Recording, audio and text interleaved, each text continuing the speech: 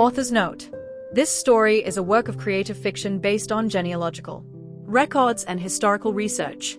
While many of the dates, names, and documented events are drawn from historical sources, the conversations, personalities, military service details, and specific scenes are imagined. The references to George and Helen Turnbull of Roxburghshire, the adjusted papers, and the circumstances of George's arrival at the Cape are speculative, based on naming patterns, DNA evidence, and gaps in the historical record. The true story of George Turnbull's origins may never be fully known. And perhaps, as the story suggests, that's as he would have wanted it. Catherine closed her eyes in her Cape Town apartment. The genealogical report still glowed on her laptop screen. George Turnbull.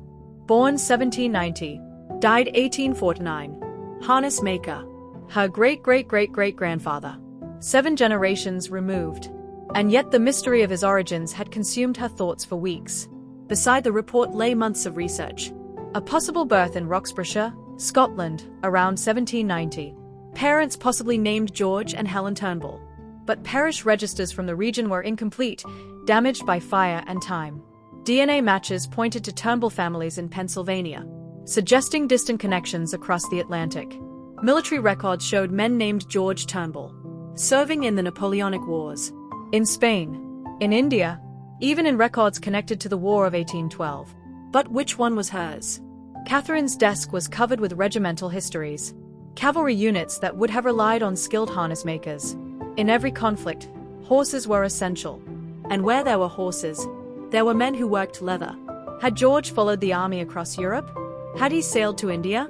Had war carried him to the edge of the empire, and then dropped him at the Cape of Good Hope? As sleep began to take her, the questions dissolved into something else entirely. A sensation of falling, backwards through time.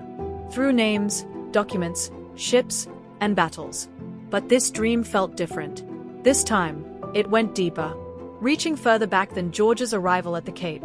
Cold air brushed her skin. Smoke curled from a hearth. Stone beneath her feet. She was no longer in Cape Town. She was standing in the Scottish borders, Roxburghshire, and the year was 1790. In a small stone cottage, a woman sat by the fire, heavy with child.